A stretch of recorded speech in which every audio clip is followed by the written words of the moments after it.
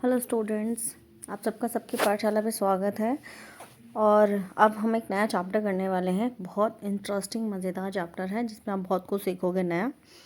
तो उस चैप्टर का नाम है मुद्रा और साख, जो कि क्लास 10th का चैप्टर है, इकोनॉमिक्स का 3rd चैप्टर। ठीक है, तो इकोनॉमिक्स के 2 चैप्टर हम टर्म 1 में पहले कर चुके हैं। ये 3rd चैप्टर है। इसके बाद एक और चैप्टर है आपका वैश्वीकरण वाला, हम वो भी करेंगे जल्दी ही। ठीक है, चलो अब शुरू करते हैं चैप्टर। वीडियो अच्छा लगे तो लाइक कर देना और चैनल को सब्सक्राइब कर लीजिएगा। ठीक है, चलो शुरू करते हैं। तो मुद्रा यानी मनी, मुद्रा को हम क्या बोलते हैं? मनी, जिसका इस्तेमाल हम सुबह से शाम दिन रात करते हैं और अपने ज़रूरत की चीज़ें खरीदते हैं। ठीक है, साख जिसका मतलब है क्रेडिट यानी उधार। ठीक है, साख का मतलब क्या है? क्रेडिट यानी उधार। ठीक है, नॉर्मल भाषा में हम चीज़ों को समझेंगे और बिल्कुल सिंपल भाषा में आपको बताया जाएगा हर चीज़। अगर आप रट ना सको तो बना के भी लिख सकते हो, और वैसे भी मेरा मानना है रटी हुई चीज़ें हम भूल जाते हैं। तो आप टॉपिक को, चैप्टर को अच्छे से समझिए। अगर एक बार में समझ में नहीं आता, 2 बार देखो, 3 बार देखो, बस चैप्टर को अच्छे से समझ लो। जो मेन चीज़ें बताई जा रही हैं उसको आप अच्छे से दिमाग में रिटेन करिए, मतलब रखिए उसको, और बस मज़ा आएगा पढ़ने में। ठीक है, और इंटरेस्ट लेके पढ़ोगे तो चीज़ें समझ आएगी। कोई भी चीज़ बोरिंग नहीं होती है, बोरिंग हमारा दिमाग या हम उसको बनाते हैं। ठीक है, जितना भी, अगर आपको एक बार में, मान लो अगर आपको लगता है कि बहुत ज़्यादा है, जितना आपको समझ आता है उतना पढ़िए, उसके बाद दोबारा आप उसको कवर कर सकते हैं। ठीक है, और अगर आप ये सोचोगे कि आपको एक बार में चीज़ें समझ आएंगी तो ऐसा नहीं होता बच्चों। आपको कोई भी चीज़ नया अगर सीखना है तो आपको उसे मल्टीपल टाइम रिवाइज करना पड़ता है, देखना पड़ता है और समझना पड़ता है। ठीक है, चलो यहाँ हो गया आपका इतना हो गया आपका मोटिवेशन। चलो अब शुरू करते हैं चैप्टर बेसिकली। ठीक है, तो मनी आपको मैंने बता दिया, मनी, मुद्रा, और साख मतलब क्रेडिट यानी उधार होता है। ठीक है, और इस चैप्टर में ना हम क्या करेंगे, साथ में नोट्स लगाते चले जाएंगे। ठीक है, जो आपके एग्ज़ाम के लिए भी नोट्स आपका खुद का तैयार हो जाएगा। ठीक है,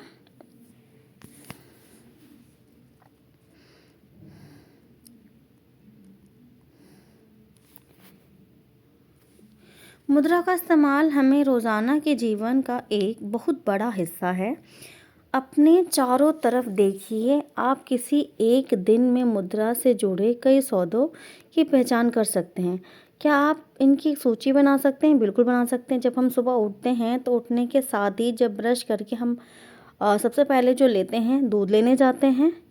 बिल्कुल सही बात, दूध लाते हैं।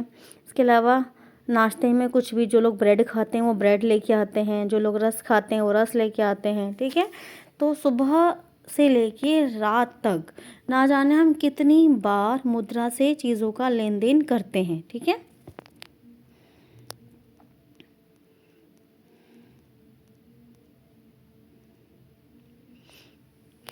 ऐसे कुछ लेन देन में मुद्रा के बदले सेवाएं प्रदान की जाती रही हैं, लेकिन कुछ मामलों में हो सकता है कि लेन देन होते वक्त मुद्रा का कोई आदान प्रदान ना हो, केवल बाद में भुगतान का वादा हो। क्या आपने कभी सोचा है कि खरीदारी मुद्रा के जरिए क्यों की जाती है? कारण बहुत सरल है। जिस व्यक्ति के पास मुद्रा है वह इसका विनिमय किसी भी वस्तु या सेवा को खरीदने के लिए आसानी से कर सकता है। ठीक है, यानी कि अब अगर हम समझें, मुद्रा का इस्तेमाल हम किस लिए करते हैं? तो विनिमय के लिए करते हैं। ठीक है, तो यहाँ से एक वर्ड हमने सीखा है, विनिमय। विनिमय का मतलब होता है लेन देन। ठीक है, कि अगर मान लो मेरे को कोई कमीज़ खरीदनी है। ठीक है, अगर मुझे कमीज़ खरीदनी है और मेरे पास क्या है, मुद्रा है यानी मनी है। ठीक है, तो मैंने मनी दी दुकानदार को, मतलब मुद्रा दिया, और उसके बदले में कमीज़ ले लिया।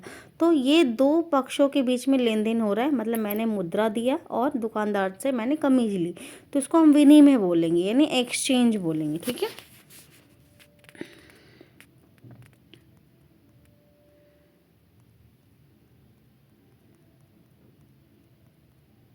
इसलिए हर कोई मुद्रा के रूप में भुगतान लेना पसंद करता है, फिर उस मुद्रा का इस्तेमाल अपनी ज़रूरत की चीज़ें खरीदने के लिए करता है।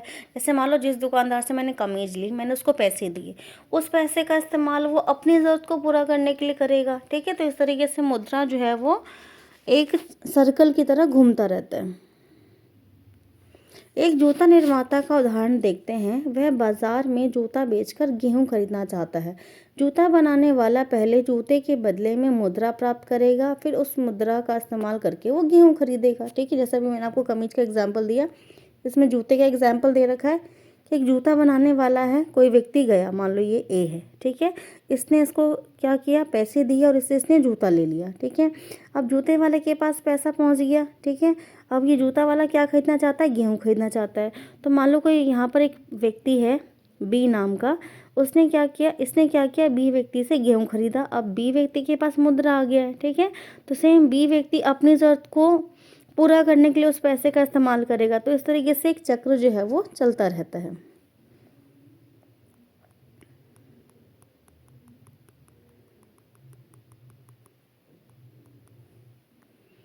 जरा सोचिए कि जूता निर्माता यदि बिना मुद्रा का इस्तेमाल करे जूते का सीधे गेहूं से विनिमय करता तो उसे कितनी कठिनाई होती। उसे गेहूं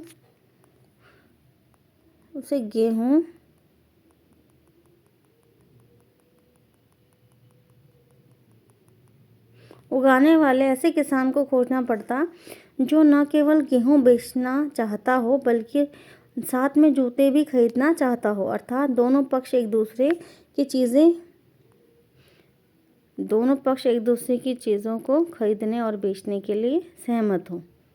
ठीक है, अब यहाँ पर हमसे बोला गया है कि आप एक स्थिति की कल्पना कीजिए जिसमें आपके पास मुद्रा नहीं है। ठीक है, तो अब मान लो एक व्यक्ति आप मानिए यहाँ पर ए, ठीक है, और यहाँ पर एक व्यक्ति है बी, और यहाँ पर एक व्यक्ति ले लो आप सी है। ठीक है, अब इसको क्या चाहिए, मान लो इसके पास जूता है। ठीक है, लेकिन ये लेना क्या चाहता है, गेहूं लेना चाहता है। ठीक है, अब गेहूं जो है वो इसके पास भी है और इसके पास भी है। ठीक है, अब इसके पास जूता है, इसने बोला भाई देखो मैं गेहूं तो लूँगा क्योंकि मुझे गेहूं की ज़रूरत है, लेकिन मैं आपको सिर्फ जूता दे सकता हूँ क्योंकि मेरे पास जूता ही है। ठीक है, अब बी व्यक्ति ने बोला भाई मुझे जूता नहीं चाहिए, ठीक है, मुझे तो चावल चाहिए। तो क्या ये दोनों कभी आपस में लेन देन करेंगे, तो बिल्कुल नहीं करेंगे। अब ये एक ऐसे व्यक्ति को ढूंढेगा जिसको जूता चाहिए हो और उसके पास गेहूं हो। ठीक है, तो ऐसे में जब हमारे पास पैसे नहीं थे तो उस समय जो लेन देन होता था वो होता था वस्तु विनिमय प्रणाली द्वारा। ठीक है, तो जो अभी मैंने आपको एग्जाम्पल दिया,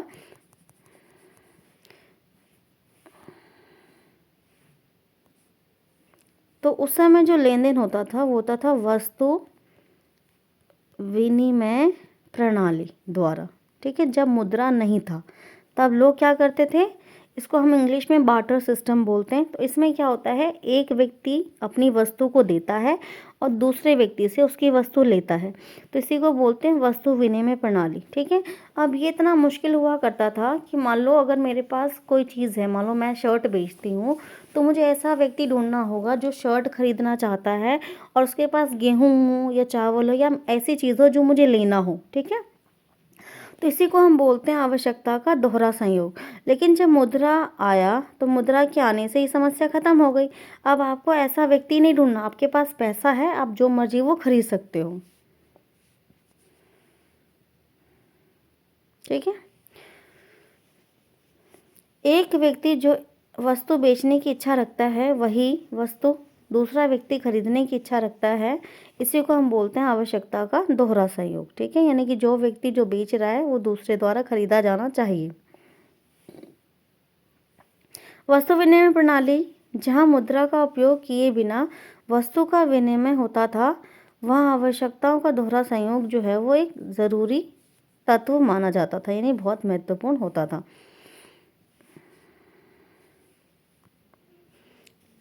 इसकी तुलना में ऐसी अर्थव्यवस्था जहां मुद्रा का प्रयोग होता है, मुद्रा महत्वपूर्ण मध्यवर्ती भूमिका प्रदान करके आवश्यकताओं के दोहरे संयोग की ज़रूरत को ख़त्म कर देती है। फिर जूता निर्माता के लिए ज़रूरी नहीं रह जाता है कि वह ऐसे किसान को ढूंढे जो न केवल जूते खरीदे बल्कि साथ ही साथ गेहूँ भी बेचे। उसे केवल अपने जूते के लिए खरीदार ढूंढना है। एक बार उसने जूता मुद्रे के बदले में लिए तो वह बाजार में गेहूं या अन्य कोई भी वस्तु खरीद सकता है, क्योंकि मुद्रा विनिमय प्रक्रिया में मध्यस्थता का काम करती है।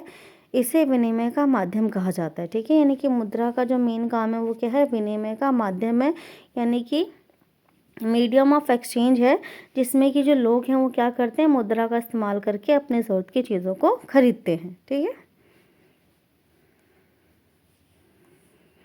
अब अगर हम मुद्रा के आधुनिक रूप की बात करें, हमने देखा है कि मुद्रा ऐसी चीज़ है जो लेन देन में विनिमय का माध्यम बन सकती है।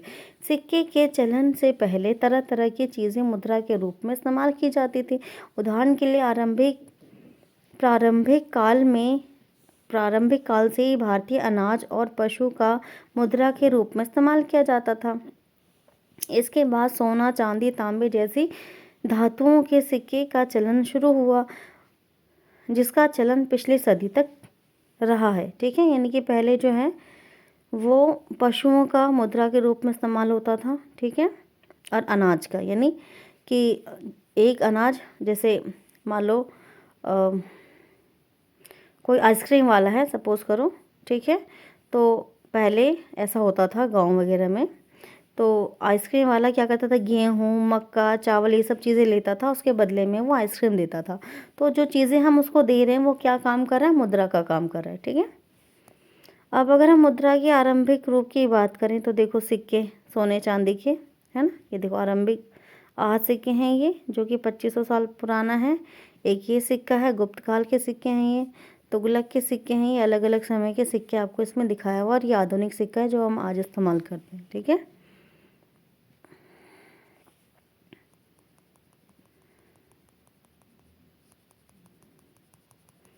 मुद्रा के आधुनिक रूपों में करेंसी, कागज के नोट और सिक्के शामिल हैं। वे चीज़ें जो पहले मुद्रा के रूप में प्रयोग की जाती थी, उसके विपरीत आधुनिक सिक्का बहुमूल्य धातुओं और सोना, चांदी, तांबे के बने सिक्कों से नहीं बनी है। अनाज और पशुओं की तरह वे रोज़मर्रा की चीज़ें भी नहीं हैं। आधुनिक मुद्रा का इस प्रकार का अपना कोई इस्तेमाल नहीं है। फिर इसे विनिमय का माध्यम क्यों स्वीकार किया जाता है?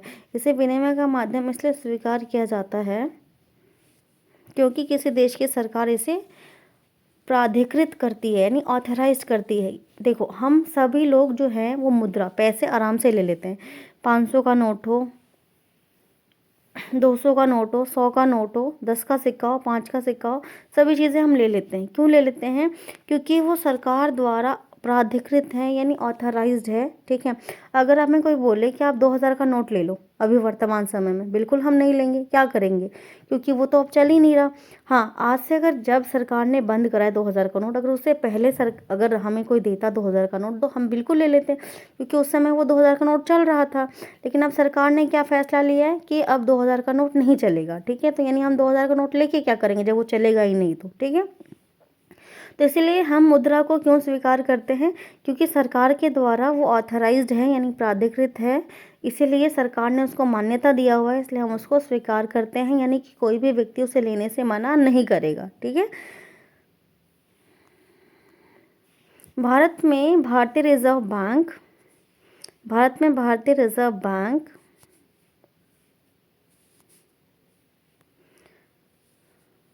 केंद्रीय सरकार की तरह जो है वो नोट जारी करती है। यानी आप अगर नोट देखो तो नोट पे लिखा जाता है ना केंद्रीय बैंक, देखो केंद्रीय बैंक इसमें भी दिखाया हुआ है आपको। तो यानी कि नोट जारी करने का काम कौन करती है? आरबीआई करती है, यानी कि रिजर्व बैंक ऑफ इंडिया करती है। आपका 1 नंबर का क्वेश्चन बनता है। ठीक है, भारतीय कानून के अनुसार किसी भी व्यक्ति या संस्था को मुद्रा जारी करने की इजाज़त नहीं है, यानी कोई भी व्यक्ति जो है वो मुद्रा जारी नहीं कर सकता है, केवल आरबीआई ही करेगी।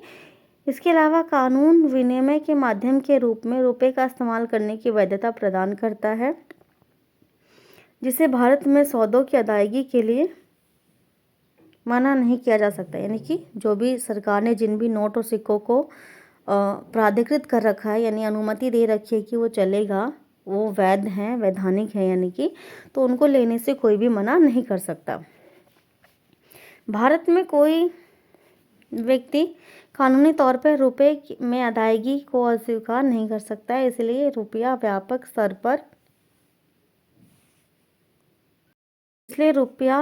स्तर पर विनिमय का माध्यम स्वीकार किया जाता है, यानी कि रुपए जो है वो कोई भी लेने से मना नहीं करता।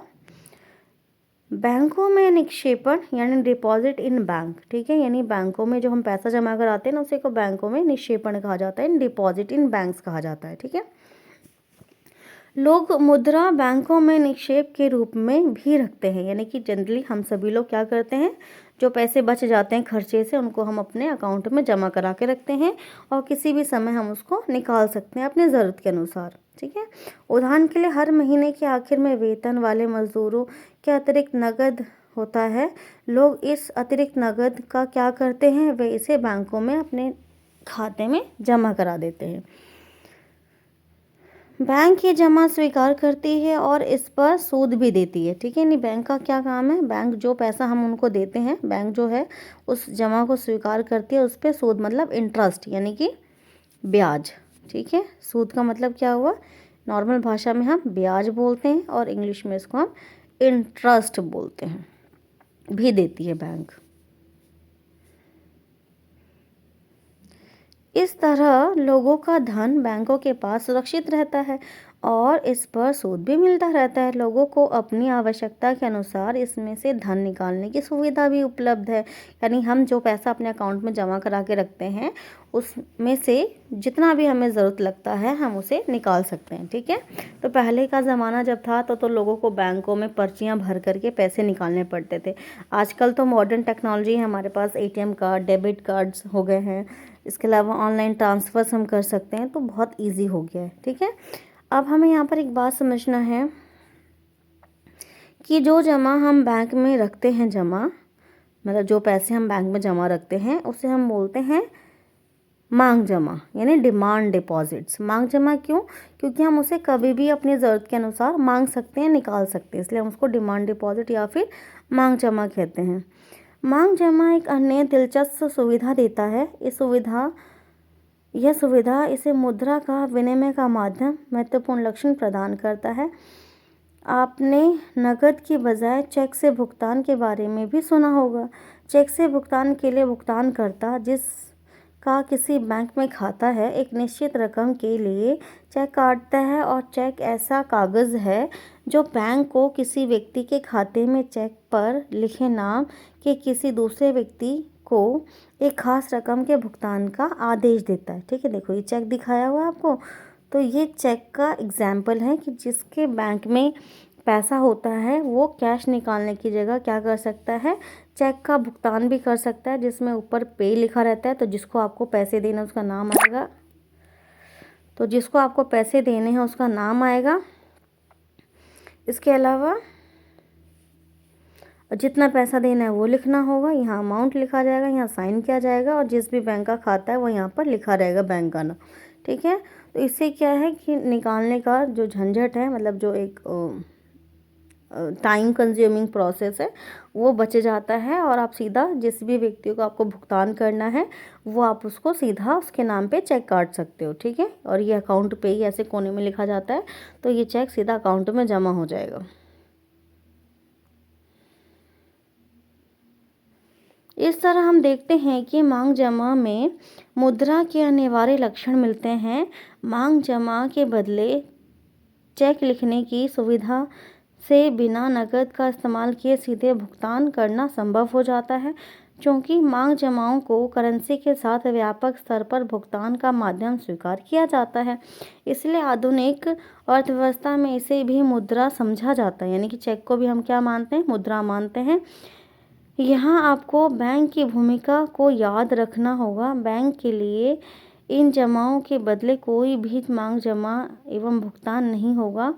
मुद्रा के आधुनिक रूप करेंसी जमा आधुनिक बैंक प्रणाली की कार्यप्रणाली से बहुत करीब से जुड़े हुए हैं, ठीक है। यानी कि अगर हम मुद्रा के आधुनिक रूप की बात करें तो आजकल जो हम यूज़ करते हैं, सबसे पहले ATM कार्ड्स, ठीक है, क्रेडिट कार्ड्स आपका आधुनिक रूप हो गया, मॉडर्न करेंसी जिसे हम बोलते हैं। इसके अलावा पेटीएम हो गया आपका, ठीक है। इसके अलावा फ़ोन पे हुआ, ठीक है, UPI ट्रांसफ़र्स हो गए, चेक हो गया। तो ये सब क्या है, मुद्रा के आधुनिक रूप हैं। तो पहले हम मुद्रा का केवल नोट मानते थे, जिसमें 100 का नोट, 50 का नोट, 10 का नोट या सिक्के हुआ करते थे। लेकिन आधुनिक रूप की अगर हम बात करें तो मुद्रा के आधुनिक रूप अब बदल गए हैं, जिसमें कि चेक आ गया है, एटीएम कार्ड, क्रेडिट कार्ड्स हो गए, आपके डेबिट कार्ड्स हो गए, इसके अलावा फ़ोन पे हो गया, पेटीएम हो गया, भीम पे हो गया, गूगल पे हो गया। जितने भी ऑनलाइन प्लेटफॉर्म्स हैं ये सारे हमारे क्या हैं, मॉडर्न फॉर्म ऑफ करेंसीज हैं, यानी कि मुद्रा के आधुनिक रूप हैं। नेक्स्ट हेडिंग है हमारा बैंकों की ऋण संबंधी गतिविधियाँ। तो अभी हमने चेक के बारे में पढ़ा, चेक जिसका इस्तेमाल हम बैंक में ही करते हैं, और मांग जमा के बारे में भी पढ़ा, डिमांड डिपॉजिट, जो कि हम बैंक के अंदर जमा कराते हैं। तो अब हम बैंक के बारे में जानने वाले हैं कि बैंक है क्या बेसिकली। तो वो बैंक की कहानी को आगे बढ़ाते हैं। बैंक जनता से जो धन जमा खातों में स्वीकार करते हैं उसका क्या करते हैं। यहाँ एक दिलचस्प क्रियाविधि काम कर रही है। बैंक जमा रकम का एक छोटा हिस्सा अपने पास नकद के रूप में रखते हैं, और उदाहरण के लिए आजकल भारत में बैंक जमा का केवल 15% हिस्सा नकद के रूप में अपने पास रखते हैं। इससे किसी एक दिन में जमाकर्ता द्वारा धन निकालने की संभावना को देखते हुए यह प्रावधान किया गया है। क्योंकि किसी एक विशेष दिन में केवल कुछ जमाकर्ता ही नकद निकालने के लिए आते हैं, इसलिए बैंक का काम इतने नकद से आराम से चल जाता है। बैंक जमा राशि के एक बड़े भाग को ऋण देने के लिए इस्तेमाल करती है।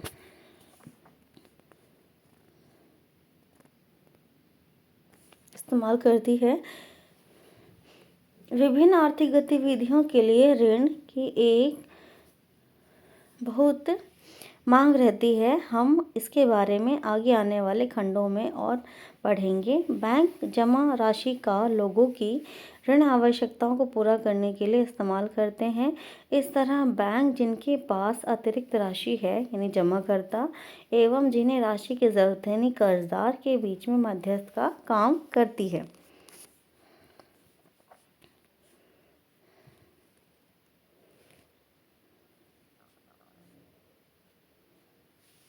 बैंक जमा पर जो ब्याज देती है उससे ज़्यादा ब्याज ऋण पर लेते हैं।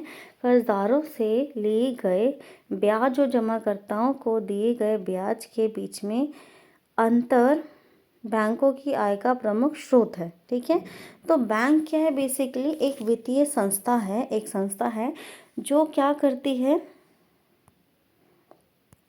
बैंक एक संस्था है जो क्या करती है, मिडिल यानी मध्यस्थ का काम करती है। यहाँ पर जो व्यक्ति है जमा करता यानी डिपॉजिटर्स हैं, जो क्या करते हैं, बैंक में पैसा जमा कराते हैं, और जो बैंक के पास पैसा इकट्ठा हो जाता है, बैंक उस पैसे को क्या करती है, लोन के रूप में यानी कर्ज के रूप में वो बांट देती है। ठीक है, अब जो पैसा हमने बैंक के पास रखा है, बैंक हमें उस पर क्या देता है, ब्याज देता है, यानी इंटरेस्ट देता है। और जो पैसा बैंक दे रही है लोन के रूप में, उस पर भी क्या लेती है, वो ब्याज लेती है। लेकिन हमें जो ब्याज मिलता है, यानी जो जमाकर्ताओं को जो ब्याज मिलता है वो कम मिलता है, और जो लोन जिनको दिया गया है, जिनको कर्जा दिया गया है, उनसे जो ब्याज लिया जाता है वो ज़्यादा लिया जाता है। ठीक है, तो इसके बीच का जो अंतर है, मान लो हम एक एग्जांपल लेते हैं छोटा सा समझने के लिए, कि बैंक के पास जो पैसा इकट्ठा हो गया, मान लो 1000, ठीक है, तो इसका कुछ पैसा मान लो उसने क्या किया, 200 रुपये अपने पास रख लिए, ताकि, और जो 800 रुपये हैं वो बांट देगी ब्याज के, मतलब सॉरी, लोन के रूप में, यानी कि कर्ज के रूप में वो बांट देगी। ठीक है, अब जो 200 रुपये रखे हैं वो इसलिए रखे हैं ताकि जिन लोगों को भी ज़रूरत पड़े वो अपना पैसा कभी भी निकाल सकते हैं, तो उन्हें आराम से पैसा मिल जाएगा। और जो 800 रुपये उसके पास एक्स्ट्रा बचा, उसने उसे क्या दे दिया, लोन के रूप में, यानी कि ऋण के रूप में बांट दिया लोगों को। अब जो लोगों को ब्याज मिलेगा, जिनका भी पैसा बैंक में जमा है उनको ब्याज मिलेगा, और जिनको भी लोन दिया गया उनसे वो ब्याज लेगी। ठीक है, लेकिन हमें जो ब्याज मिलता है वो कम मिलता है, और जो लोन पर ब्याज लिया जाता है वो ज़्यादा लिया जाता है। ठीक है, तो इस तरीके से जो बैंक है वो क्या कमाती है, प्रॉफिट कमाती है, नहीं लाभ कमाती है।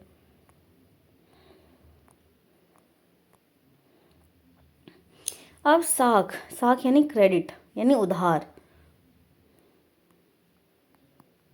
यानी क्रेडिट, यानी उधार के दो रूप जो हैं हम इसमें पढ़ने वाले हैं।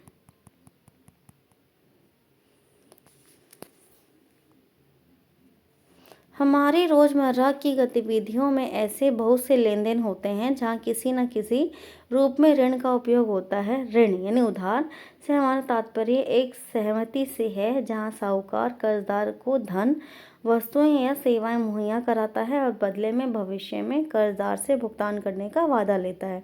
अब हम निम्नलिखित दो उदाहरणों को पढ़ने वाले हैं, ठीक है। यानी कि उधार की बात अगर हम बात करें तो उधार का मतलब क्या होता है कि हम जब किसी से पैसा लेते हैं और हम उसको वादा करते हैं कि आने वाले कुछ समय में हम उसको वापस कर देंगे, तो वो उधार होता है, ठीक है। अब मौसम, त्यौहार का मौसम। अब से 2 महीने बाद त्यौहार का मौसम है और जूता निर्माता सलीम के पास शहर के एक बड़े व्यापारी से 3000 जोड़ी जूते की मांग आती है जिसे उसे 1 महीने के अंदर पूरा करना है। उत्पादन के काम को समय पर पूरा करने के लिए सलीम को सिलाई और चिपकाने के काम के लिए अतिरिक्त मजदूर रखने की आवश्यकता है। उसे कच्चा माल भी खरीदना है। इन सभी खर्चों को पूरा करने के लिए सलीम 2 स्रोतों से ऋण लेता है। पहला एक चमड़ा व्यापारी को चमड़ा अभी देने का प्रस्ताव रखता है और बाद में भुगतान करने का वादा करता है। दूसरा, वह एक बड़े व्यापारी से 1000 जूते के लिए अग्रिम भुगतान के रूप में नगद कर्ज लेता है तथा महीना ख़त्म होने से पहले पूरा ऑर्डर पहुंचाने का वादा करता है। महीने के आखिर में सलीम जूते पहुंचाने में कामयाब होता है और उसे अच्छा खासा लाभ भी होता है और वह उधार लिए धन को अदायगी भी कर देता है। अब उसने देखो ऑर्डर पूरा करने के लिए क्या किया, जो 2 तरीके उसने अपनाए। उसे जो जूते का ऑर्डर मिला, जो 3000 जूते बनाने हैं, तो उसने क्या किया, जो एक बड़ा व्यापारी,